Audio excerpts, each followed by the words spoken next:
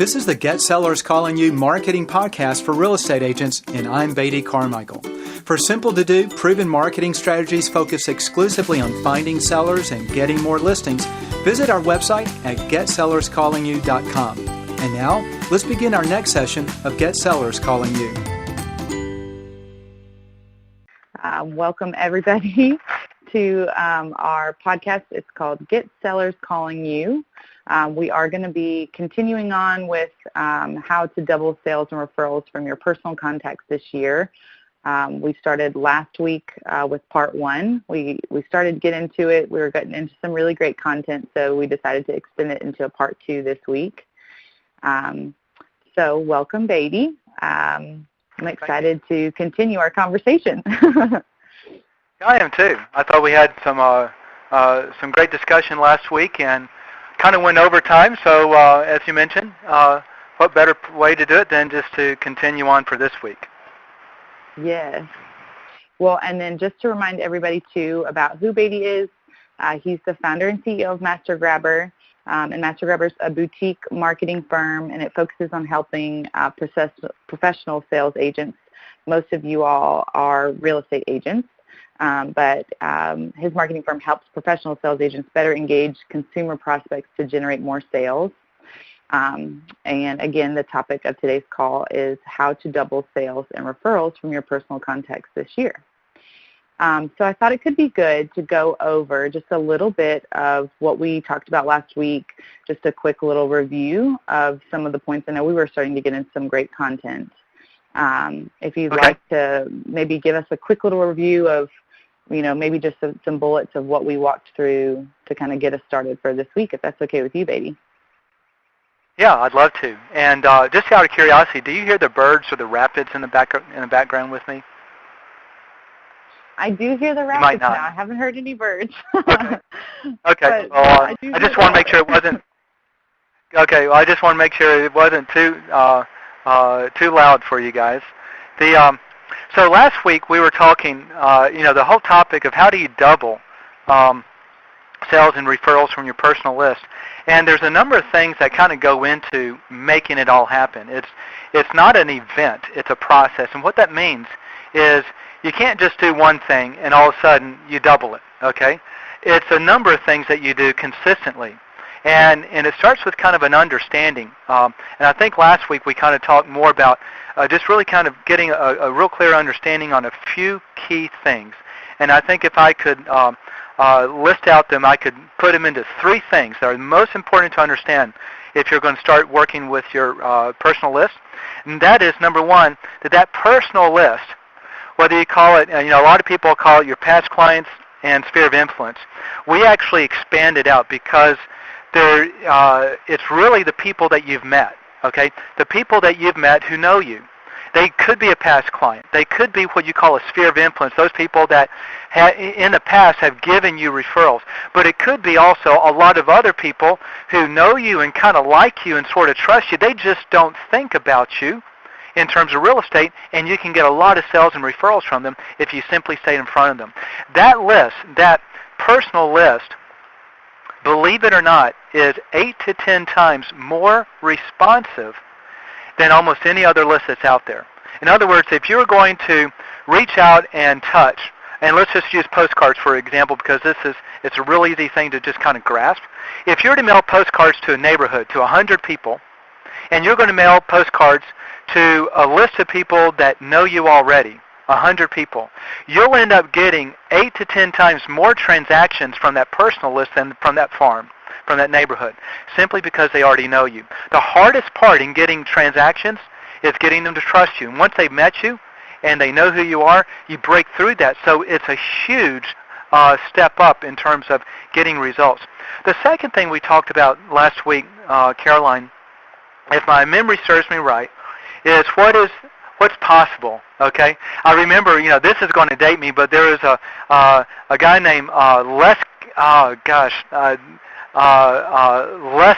something. I just totally missed it. He's kind of like the African American Zig Ziglar, okay? And his whole focus is it's possible, okay? And here's what's possible. As long as you know it's possible, you can do it. So a study was done years back, not too many years back, wanted to find out how many sales should you be getting is possible from your personal list. Surveyed thousands of people, thousands of agents, got the results back, tabulated down. Once you cross the threshold in terms of how consistently you touch your list, the average person on that list was generating 17 sales a year for every 100 people that they met from their personal list. 17 sales per 100, okay? Those are about half of them direct, half of them referred. It's a mixture of seller and buyer, but it was an average of 17. So the question is, how many people do you know, and how many people are you getting? Okay, I'll talk to agents, and they say, well, I'm doing pretty good. And I said, what do you mean? Well, 90% of my business comes from referrals. Hey, I'm thrilled for that. So how many sales do you do? I do 20 sales a year, and 90%, 18 of them come from my personal list. That's perfect. That's great. And then I said, well, how many people do you know? I know 500 people. So here's the impact. That person may be getting 90% referrals, but they're losing, let's see, what's the quick math, Caroline? 5 times 17. Can you do that real quick? That's 50, 71, 85. Is it 85? Yes, 85. Okay. So 85, okay. So that person think they're doing great because they're getting 90% of their business is referrals, but statistically speaking, they could be getting 85 sales, not 18. This is why it's so easy to double or triple the sales and referrals from your personal list, because most agents aren't doing it well. So that's the possibility, what's out there. The last thing we talked about is how consumers choose an agent. And there's basically two things. One is top of mind, and the other is trust. Okay, most people understand top of mind, you're always there. But always there, or being always there with something that they want to see you about, are two different things. That's kind of what we discussed a little bit on last week's call. And then the other thing is what's called trust. Trust is, do they really trust that you can get them the most money? Let me give you a real quick, let me ask you a question, Caroline, on trust. So you trust me, and you trust your husband, correct? Yes, I do. I hope so. Okay. Okay, I hope so too. Yes. Okay. So let's assume that I'm an active real estate agent. I'm making great sales, and I'm driving the top value for all of my clients when I sell their home.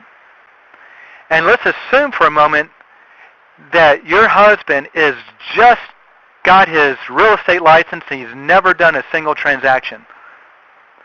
If you wanted to sell your home, okay, and forget the relationship aspect, who would you trust the most to be able to get you the most money? So take out the relationship aspect of the trust I've earned with my husband? That's correct. Oh, gosh. In other words, do you trust his ability as a real estate agent more than my ability as a real estate agent? That's the question. Okay. Yes. Well, then, of course, yours. I mean, just because it's proven, if we're taking out the relationship. There you go. But you have a proven trust that I can put my trust in. That's right. That's the trust, okay?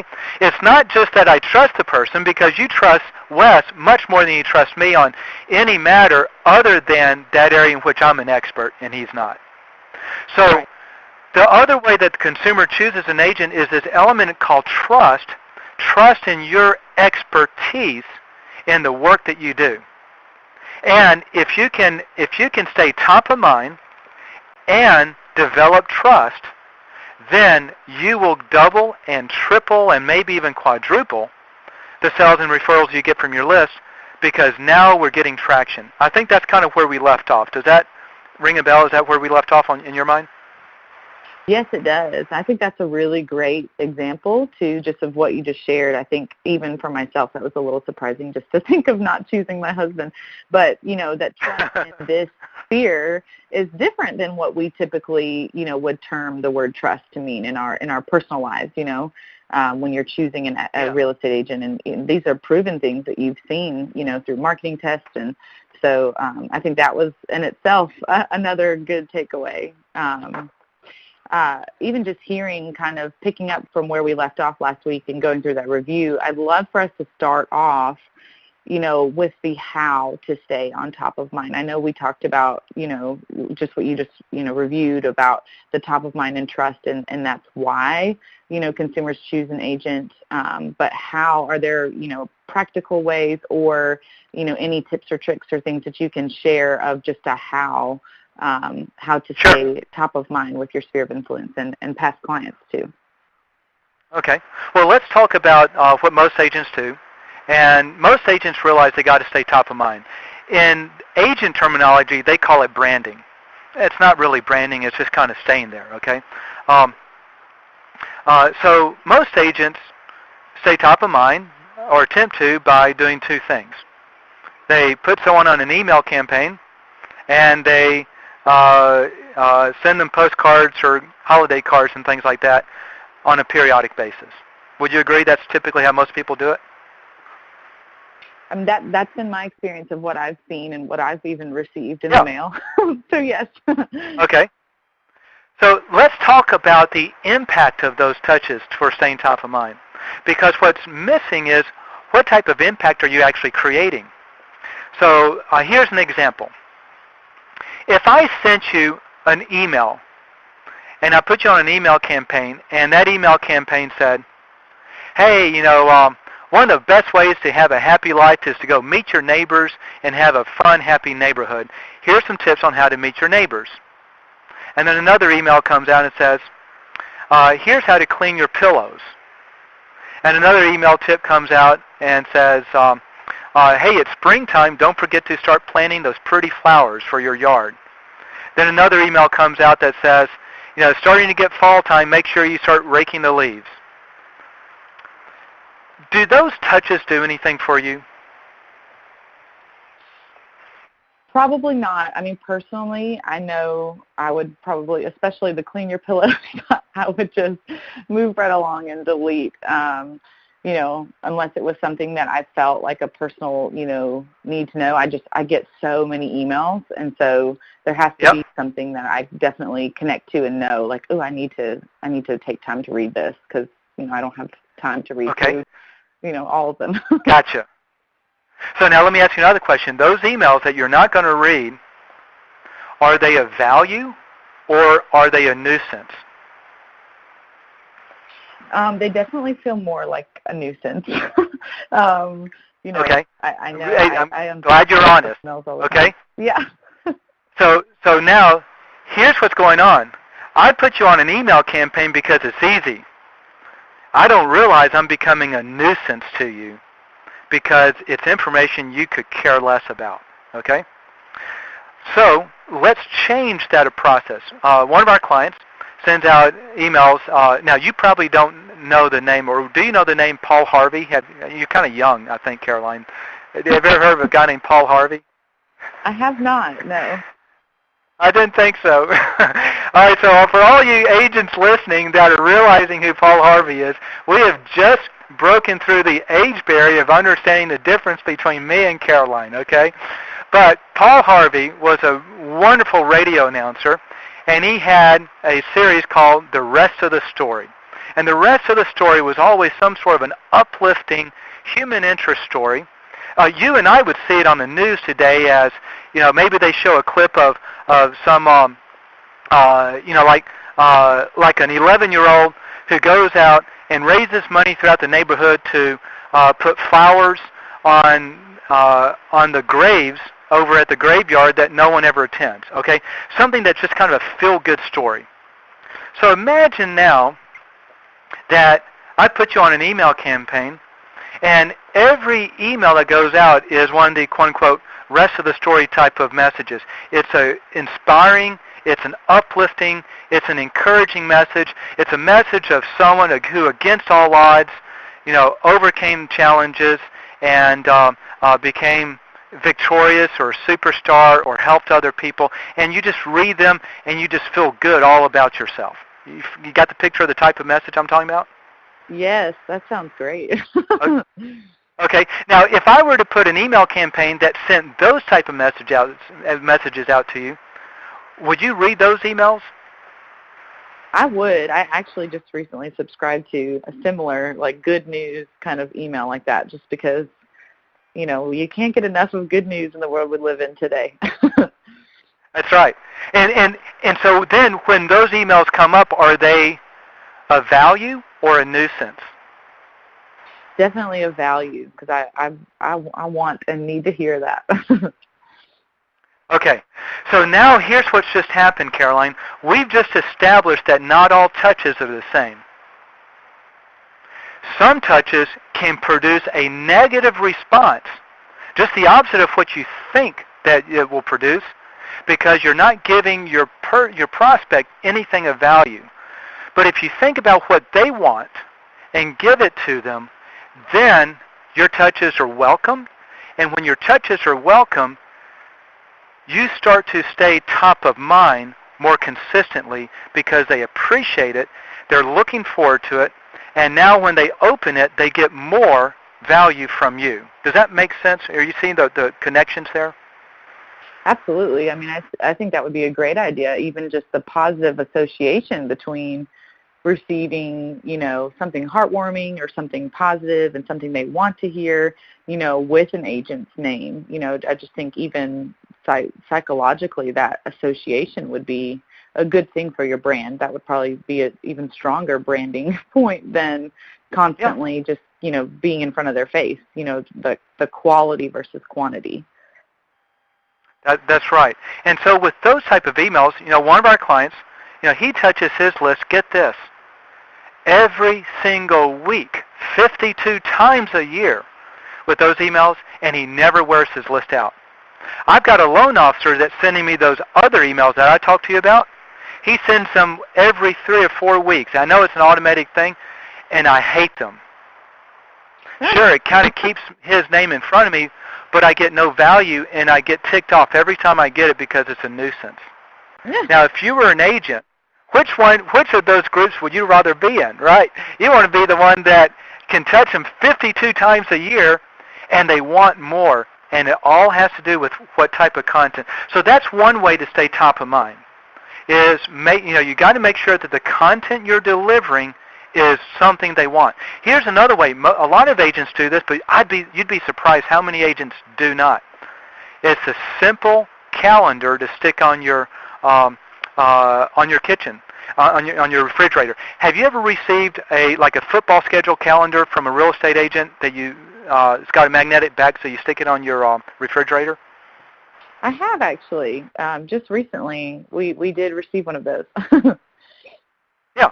Okay. And where is it right now? Is it on your refrigerator or in the trash? Well, it is in the trash. Not because okay. it's a good idea, but it wasn't our team. I got you. If it was your team, would it be on the refrigerator? Yes, it would, definitely. We okay. aren't the norm in Alabama. So. Okay, cool. So this is an easy way to stay top of mind that most agents miss. You know why they miss it? Well, that's expensive. It'll cost me $1.50 to get that into, or $2 to mail it out to everyone. But that's $2. They stick it on their refrigerator, and they see you 365 days a year. That's a great way to stay top of mind. Wouldn't you agree? Absolutely. That's, in their home, they're not ever going to walk away from that refrigerator. They're going to see you all the time. Yeah. So do these things, okay? Here's another great way to stay top of mind and get more referrals. It's called a certificate. So the idea is you mail your list and say, hey, I want to, so my letter to you would be a personal letter. Caroline, I appreciate our relationship. And as you know, I'm a real estate agent, and I make money helping people get the most money for their homes and buy their new home with the greatest amount of negotiated discounted price. I save them money on their new home, and I get the most money for their old existing home. And a lot of times my friends and acquaintances know of other people who are thinking about selling sometime throughout the year. and I wanted to give you this certificate, either for you and Wes or for a friend of yours, but it's a certificate for $500 discounted off of my commissions if you use this certificate when you hire me. If you would put this on your refrigerator or on your bulletin board and just hold on to it, and if and when you have a friend who's thinking about buying or selling a home, if you could give them the certificate, it will save them money, and I'll buy a dinner for the two of you, and send you out to Romano's or any other place that you would like to go.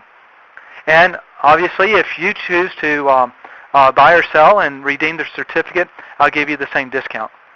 Now, if I sent you that certificate and asked you to hold on to it, are you going to hold on to it? What do you think? Absolutely. That's definitely something different that even would just stick out of the box just because it's a different type of offer than I, would normally see or receive in the mail. So, absolutely. Sure. Yeah. So now what I'm going to do on that certificate, I'm going to custom print it on my computer. Okay. It's going to have my name and photo and contact information. And I'm asked you to stick it either on your, and I'll probably send a little magnet along with it, so you can attach it to your refrigerator, or you can pin it to your bulletin board. And now, by asking you to do that, guess what? It's always in front of you. Not only is it in front of you, but it's in front of you with value that you appreciate, because either you're going to save $500, or you're going to help a friend save $500, and you're going to get a romantic dinner out for the two of you. You can't lose on that, can you? Right. You really can't. I feel like these are such great examples of just how to, if you will, like deposit a little bit into that personal piggy bank, and just the relational piggy bank with your clients or with your sphere of influence, instead of, it's something that's going to make an agent stand out versus, just kind of blending in with all the noise, because we just live in such a consumer-driven society where people are always, trying to badger you with ads and things like this. So adding that personal touch, I think, is definitely a great, great point of, how to stick out and how to remain top of mind. I love all these examples. It's even biblical. Jesus said that give and it shall be given to you. Good measure, pressed down, shaken together, overflowing. They will pour into your lap, for by your standard of measure it will be measured to you in return. You remember that passage? Yes, I do. That's such a good one. So this is the law. You'll call it, and generally it's called the law of reciprocity. Okay, give something of value to someone else. So if I want to give you value with uplifting, encouraging stories, you're going to think more favorably of me. If I want to give you value by giving a certificate that will save you money or one of your friends, then you're going to give me value back in return. So when we're talking about top of mind, don't think in terms of what's the cheapest thing you can do that simply gets your name out there. Because getting your name out there is not always positive. Think in terms of, what can I give my homeowner of value that doesn't cost me much, but give them something of great value, great perceived value, so they appreciate me. And by the way, that certificate, people will say, well, that certificate cost me $500. No, it didn't. It made you money because you only redeem it when you close the sale. Okay? And, I'd ask, how many people out there would pay $500 to get a new listing? To get a new listing that closes, because that's only paid at closing. Okay, so it's like as a friend of mine says, it's like giving the shirt sleeve, the sleeves out of your vest. It doesn't cost you anything. So let's see, top of mind. Staying top of mind. There's some other things that we can probably do. We won't. I see my clock right now, and we're not going to. We're going to carry this into part 3 if you're okay. On talking about the other aspect of trust, but let's stay on the topic a little bit of top of mind. So we talked about the emails. We talked about a little bit like the certificate. Another thing that you can do, let me ask you a question, okay? So what we're talking about is impact, top of mind impact. What's going to have the most impact to you? So let's say you get a pre-printed card that says, Merry Christmas from Beatty Carmichael. I assume it's Christmas holidays, okay? And it's all pre-printed. or you get a nice Christmas card and it's a handwritten note. Dear Caroline, I was thinking about you and just wanted to wish you a wonderful Christmas this holiday season. Your friendship and the friendship of you and Wes have meant so much to me, and I just want you to know I thank the Lord all the time because of our relationship. Which of those two touches will impact you the most? Definitely the second. That would really stick out to me, and that would go up. I have, we hang all of our Christmas cards every year, and the only ones that ever get hung are the ones that mean something to us, so like photos of friends and family.